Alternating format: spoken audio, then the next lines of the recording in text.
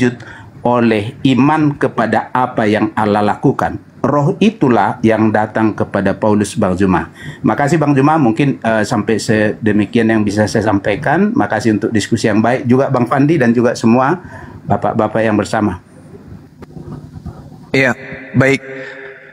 Jadi sampai sesi ini kemudian kita belum ada bukti ya bahwa roh yang datang kemudian kepada Paulus ini adalah Yesus itu sendiri. Sehingga ketika kita belum mengetahui roh ini siapa, saya rasa tidak perlu kemudian kita membahas ajaran-ajaran Paulus. Kalau belum kita tahu bahwa yang datang itu adalah Yesus beneran atau itu adalah justru iblis, maka sebaik apapun ajaran yang kemudian di kuping kita terkait yang disebutkan oleh Paulus di 13 bukunya, itu justru akan membawa orang kepada kesesatan.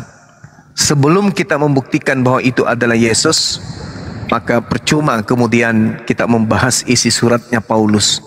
Karena kenapa? Ya kita belum tahu itu Yesus atau itu iblis.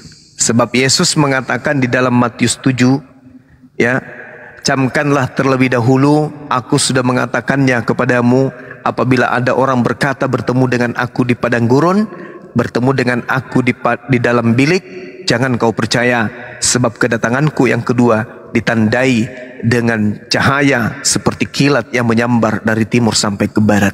Ini Yesus sudah pesan. Jadi orang yang percaya kepada Yesus tidak akan mungkin percaya kepada Paulus. Saya ulang, tidak akan mungkin percaya kepada Paulus orang-orang yang percaya kepada Yesus. Sebab Yesus mengatakan, apabila ada orang yang mengaku bertemu denganku, jangan kau percaya, sebab kedatanganku nanti ditandai dengan cahaya yang mengkilat, yang berkilau dari timur sampai ke barat. Jadi kalau Anda sahabat-sahabat Muslim atau teman-teman Kristen percaya kepada Yesus, mustahil percaya kepada Paulus. Kalau kita percaya kepada Yesus, mustahil orang itu murtad dari Islam dengan mengaku bertemu dengan Yesus. Saya ke Mekah melihat Yesus, saya tahajud melihat Yesus, saya mendengar azan melihat Yesus. Itu bullshit. Sebab Yesus mengatakan, kedatanganku yang kedua nanti ditandai dengan cahaya yang bersinar dari timur sampai ke barat.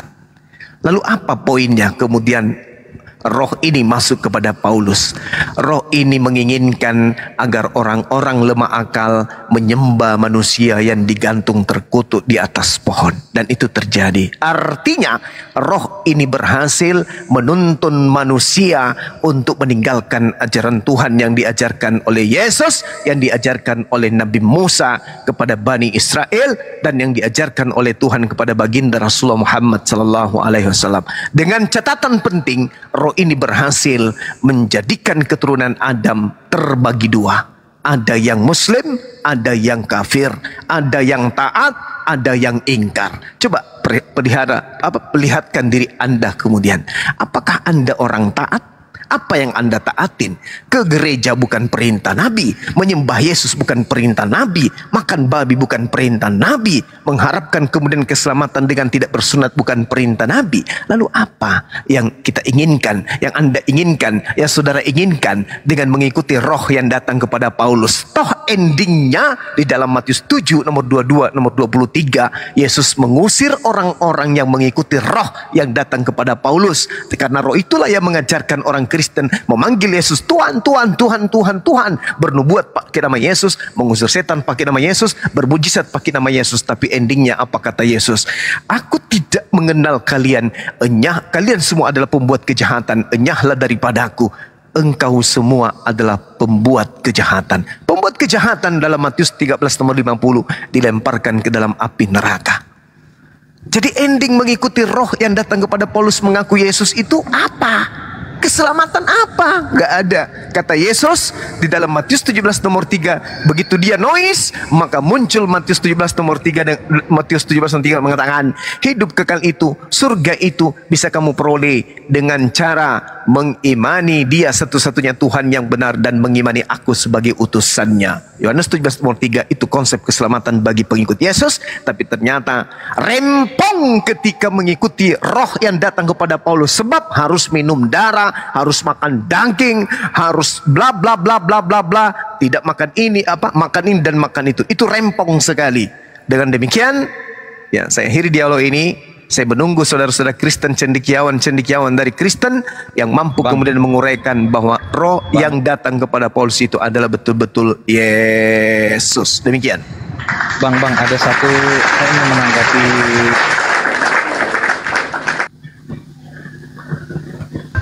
Halo, ya, Bang. Ntar dulu. Bang Egi. Ada satu ayat, Bung, boleh saya bagi, Bung, untuk menjawab persoalan Kristen, Bang, ya.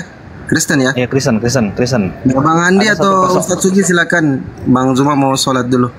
Ya, silakan, enggak apa-apa. Saya masih ada waktu, silakan. Masih ada waktu, Bang Zuma. Boleh saya menjawab polemik yang ditanyakan tadi, suara yang didengar oleh rekan-rekan yang mengiringi Paulus tadi, boleh? Boleh, silakan. Nah, itu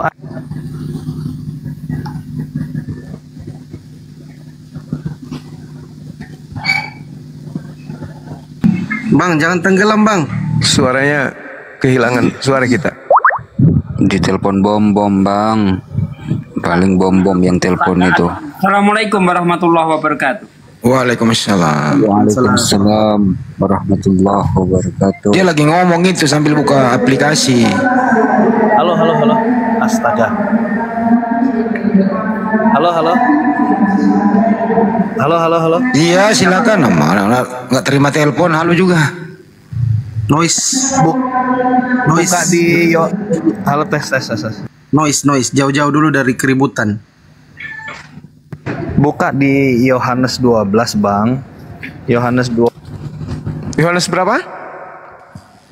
12. Ya, Yohanes 12.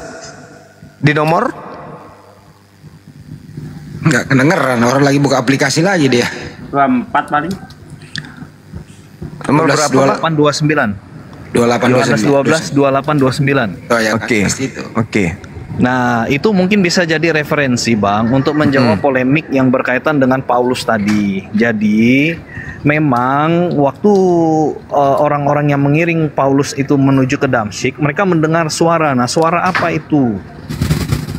Nah, jadi ketika Yesus menyatakan kemuliaannya, ya itu ada suara guntur, Bang.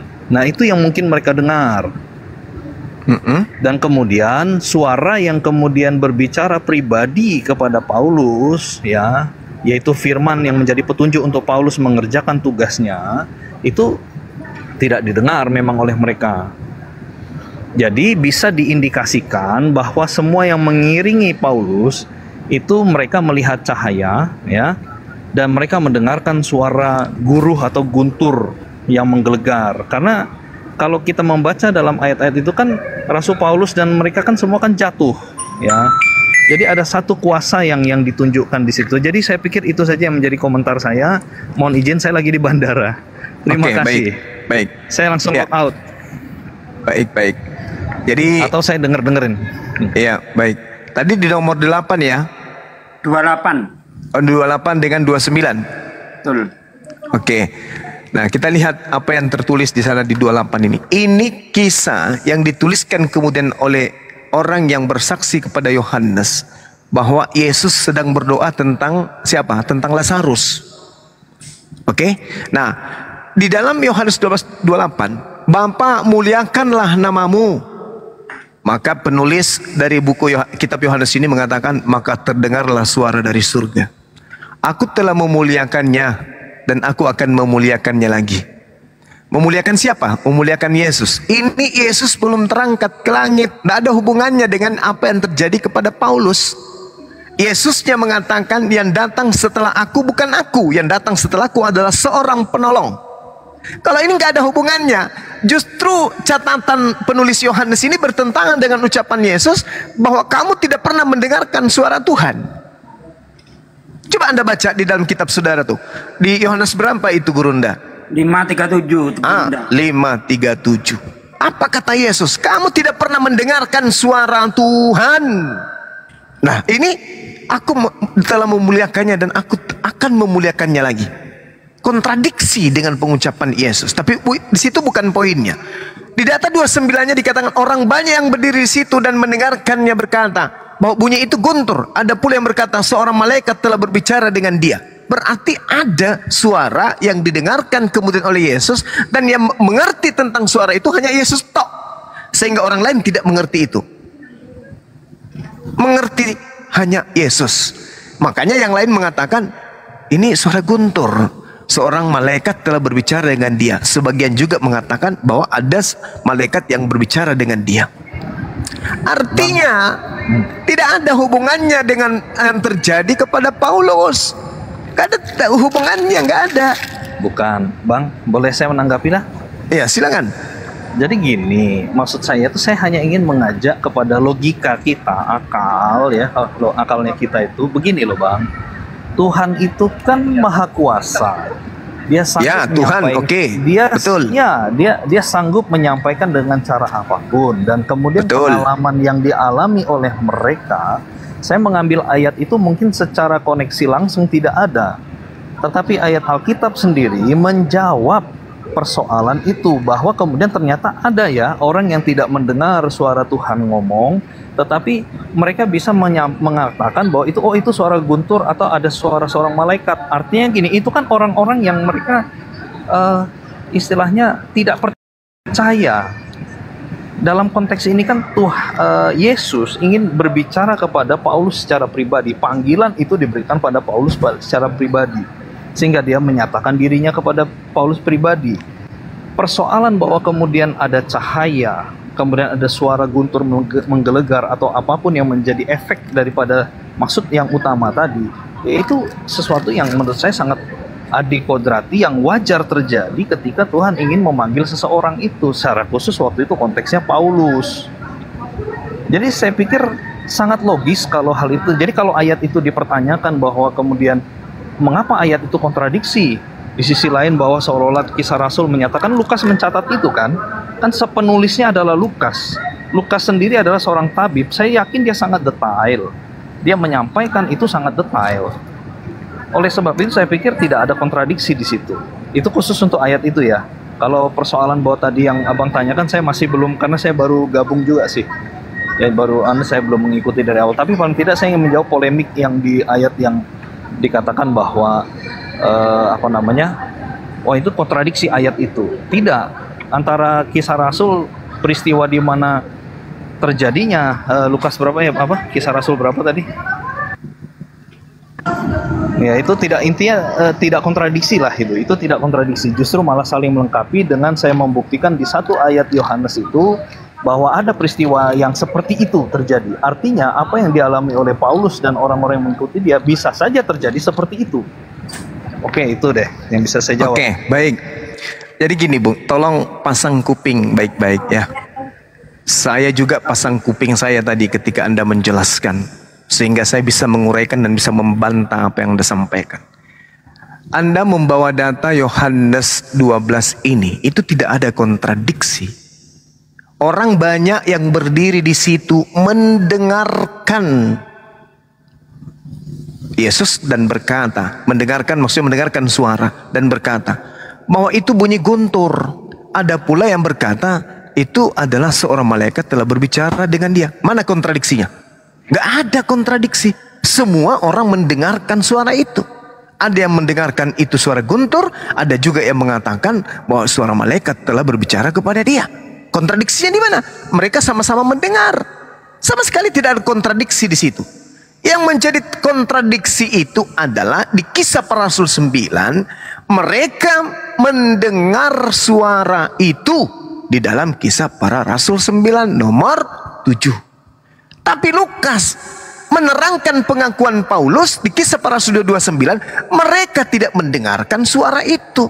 Yang satu mengatakan mendengarkan, yang satu mengatakan tidak mendengarkan. Itu kontradiksi namanya. Yang satu mengatakan mendengar, yang satu mengatakan tidak mendengar. Mana yang benar, mendengar atau tidak mendengar? Ya, izin Bang, boleh saya silakan. Jadi menurut saya itulah yang saya sampaikan tadi. bahwa di situ Paulus ingin menegaskan bahwa firman yang khusus untuk Paulus itu tidak didengarkan oleh mereka, tetapi mereka mendengarkan suara, bukan suara Yesus itu, tapi efek dari itu tadi, ada yang guntur kah atau apapun itu. Seperti gambaran dalam Yohanes pasal 12 tadi, orang kan tidak mendengar suara malaikat. Mereka hanya, oh sepertinya ada terjadi peristiwa yang kodrati, ya kan, yang adikodrati terjadi dalam konteks itu. Tapi mereka tidak bisa mendengarkan dengan jelas. Itulah yang dialami oleh pengikut-pengikutnya Paulus yang mengiringi dia itu. Sedangkan untuk Paulus, dia mendengar jelas karena memang suara itu, firman itu memang ditujukan untuk Paulus gitu, Bang. Saudaraku, saudara membawa Yohanes itu sangat jelas tertulis bahwa suara yang didengarkan itu bunyinya, "Akulah Yesus orang Nazaret yang kau aniaya." Ini suara yang didengarkan. Tapi suara pengakuan "Akulah Yesus orang Nazaret" ini, Lukas mengatakan bahwa rekan seperjalanannya tidak mendengarkan suara "Akulah Yesus orang Nazaret yang kau aniaya." Sedangkan di dalam Kisah Para Rasul 22:9, Paulus mengatakan rekan seperjalanannya tidak mendengarkan suara yang mengaku "Akulah Yesus orang Nazaret yang kau aniaya." Kontradiksi. Itu hanya tafsiran saudara. Tapi fakta yang tertulis di Bible saudara, ada yang mendengarkan suara "Akulah Yesus", ada yang tidak mendengarkan suara "Akulah Yesus". Itu kontradiksi, Bang. Jangan Anda menambah-nambahkan bahwa itu ada suara khusus untuk Paulus. Suara yang mana? Di situ pengakuannya cuma sekali tok. Ketika dia mengatakan, "Akulah Yesus yang kau aniaya, tetapi bangunlah dan pergilah dalam kota, di sana akan dikatakan kepadamu apa yang harus kau perbuat." Hanya itu yang dikatakan. Dan murid-murid seperjalanan Paulus, murid Paulus, kata Lukas, mendengarkan. Kata Paulus, tidak mendengarkan. Mana yang benar? Kan kontradiksi. Suara yang nyata-nyata, "Akulah Yesus orang Nazaret, manusia dari kota Nazaret yang kau aniaya." Suara itu didengarkan menurut Lukas, tapi menurut Paulus tidak didengarkan. Hanya aku yang mendengarkan. Yang mana yang benar? Kalau Anda mengatakan seperti narasi Anda, lalu yang didengarkan oleh pengikut Paulus ini suara yang mana? Kalau menurut saya, Bang, ya, saya menanggapi. Makasih ya, Bang, ya. Iya, sama-sama. Terima kasih. Jadi kalau saya gini, kalau saya itu justru dalam konteks pemahaman saya, artinya yang apa yang dialami Paulus, oke, mungkin bagi saya justru saya punya pemikiran begini. Justru ketika dia berkata bahwa "Akulah Yesus yang kau aniaya", mungkin itu bisa didengar oleh semua orang. Tetapi ada khusus panggilan yang kepada Rasul Paulus itu disampaikan, bagaimana tugas-tugasnya kemudian, ya kan? Itu yang khusus untuk Paulus dan itu tidak didengarkan oleh mereka, Bang. Jadi menurut saya sih tidak terlalu tipis lah kontradiksi. Kalaupun itu dikatakan kontradiksi, tidak. Kalau menurut saya polemik itu justru sudah bisa, kalau saya secara pribadi sangat bisa diterima dengan nalar. Bahwa ada bagian yang diizinkan oleh Tuhan disampaikan untuk banyak orang, ada yang diizinkan untuk pribadi. Itu sih menurut saya sih, Bang. Ya, itu asumsi kan, tapi pada kenyataannya tidak seperti itu. Silakan aja. Kalau oke, ya nggak apa-apa sih. Intinya ya itu aja yang bisa saya jawab ya. Ya itu kan asumsi Anda. Iya. Silakan. Ya sama lah, Bang. Saya berpikir Bang juga Egy. Abang punya. Oh enggak, saya menggunakan data, saya enggak asumsi. Lukas mengatakan Boleh.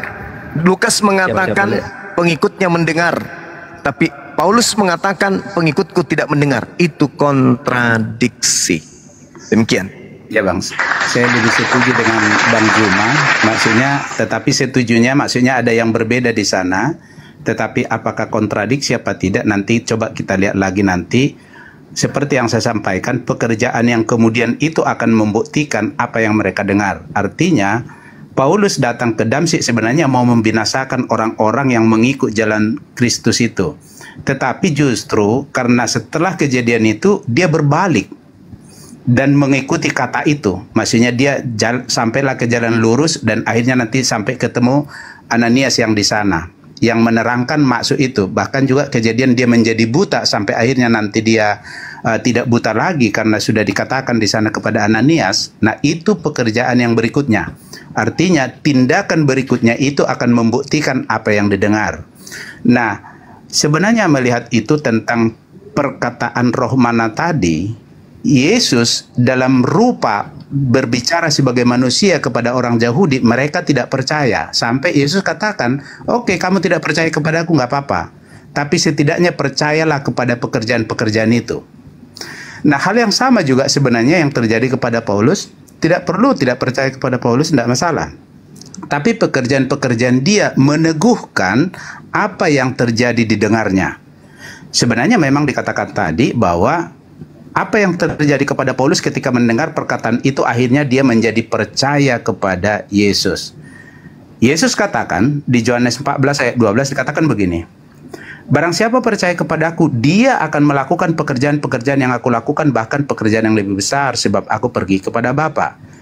Menjadi sinkron pekerjaan yang Paulus lakukan setelah kejadian itu. Jadi sekali lagi saya setuju dengan Bang Zuma, ada beberapa di situ yang seperti, maksudnya Paulus berkata, memang mereka tidak mendengarkan suara itu, hanya aku, mereka hanya melihat Guntur dan yang lain. Ya, maksudnya Lukas berkata mereka mendengar suara itu. Nah, ada berbeda di sana, saya sangat setuju. Tetapi apakah kontradiksi? Mungkin ini yang harus diteliti. Karena pekerjaan yang dilakukan kemudian itu akan meneguhkan atau menguatkan atau menjadi bukti atas apa yang didengarnya. Kira-kira gitu Bang Zuma. Makasih sudah sekali lagi untuk diskusi yang baik ini Bang Zuma. Makasih. Iya, sama-sama Bang Pandi juga. Iya. Oke. Ya, pada intinya kemudian saya sebagai Muslim yang membawa narasi Quran kemudian yang mengatakan bahwa orang-orang kafir itu menyembah iblis, itu saya belum menemukan jawaban di dalam iman Kristen berdasarkan Bible bahwa yang datang kemudian kepada Paulus ini adalah Yesus. Mengenai mendengarkan suara atau tidak mendengarkan suara itu bukanlah persoalan, tetapi itu adalah perenungan bagi orang-orang yang berakal.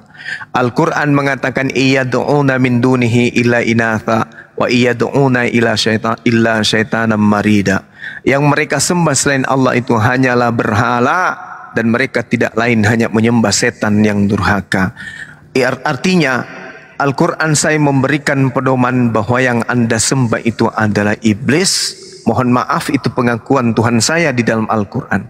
Nah, untuk membantah Al-Quran saya ini, maka saya mencari kepada saudara-saudara Kristen yang pintar, cerdas, dan jujur, siapa yang datang kepada Paulus ini? Apakah itu benar-benar Yesus atau itu hanya iblis yang mengaku Yesus? Kalau itu adalah Yesus, apa buktinya? Kalau itu adalah Yesus, kenapa bertentangan dengan Yohanes 16 nomor 7? Kalau itu adalah Yesus, kenapa bertentangan dengan Matius 24 nomor 27? Kalau itu adalah Yesus, kenapa bertentangan dengan Markus 16:17? Kalau itu adalah Yesus, kenapa bertentangan dengan Matius 5 nomor 19? Kalau itu adalah Yesus, kenapa kemudian bertentangan dengan Matius 24 nomor 26, nomor 25? Dan kalau itu adalah Yesus, kenapa endingnya ada di dalam Matius 7 nomor 22 sampai 23? Dan kalau itu adalah Yesus, berarti Yesus adalah pembohong yang besar. Nah, tapi kalau saudara ternyata mampu membuktikan bahwa yang datang kepada Paulus itu benar-benar Yesus, silakan. Saya akan berhenti menjadi apologet Islam dan disaksikan oleh banyak orang. Tapi kalau tidak, maka saya akan selalu menggaungkan Al-Quranul Karim, iyad'una min dunihi illa inatha wa iyad'una illa syaitanan marida wa kanal kafiru ala rabbihi zahira. Dan adalah orang-orang kafir pembantu-pembantu setan di dalam mendurhakai Tuhan. Wa ikhwanuhum yamudunahum fil gayyi thumma la yukasirun.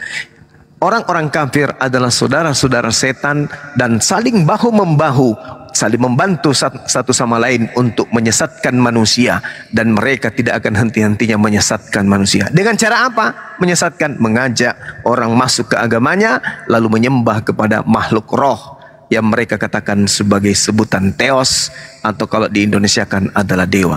Saya kira begitu sahabat. Mohon maaf ketika ada kata-kata atau kalimat yang menyakitkan. Pada tujuannya saya hanya amar ma'ruf nahi mungkar. Kalau ada sesuatu yang kurang berkenan mohon dimaafkan. Kalau ada yang bisa dipetik ilmunya silakan direnungkan. Semoga bangsa kita ini menjadi bangsa yang rahmatan lil alamin, bangsa yang kemudian bisa sejahtera, masyarakatnya tanpa pandang bulu keyakinan dan agama. Demikian, subhanakallahumma bihamdi asyhadu an la ilaha illa anta astaghfiruka wa atubu ilai. Salam tauhid, salam satu Tuhan. Jayalah Islamku, jayalah Indonesia kita. Assalamualaikum warahmatullahi wabarakatuh dan semangat sore. Waalaikumsalam warahmatullahi wabarakatuh. Sebelum turun, mohon maaf Pak Bang Fandi, karena kemarin saya dengarkan Abang sakit, semoga Abang lekas sembuh. Dan karena itu sudah ada di Komal, saya pernah dengar dalam pembicaraan, saya waktu itu ada di situ. Jadi Bang Juma, semoga penyakitnya segera sembuh Bang. Dan berharap juga mana tahu satu waktu juga bisa bertemu dalam makan palu basah dengan Bang Fandi ini. Betul dengan dua telurnya. betul. Saya ingin ketemu. Makasih, Bang. Saya silakan dikontak aja saya Bang. Kalau misalnya mau jumpa kita diskusi. Jangan pergi dulu Bang. Silakan. Izin Bang, jangan pergi dulu. Sebagai penonton yang setia dari tadi, kalau boleh saya menyimak bahwa antara Paulus dan Yesus ini memang sewaktu di muka bumi nggak pernah ketemu, tapi mungkin hidup sejaman.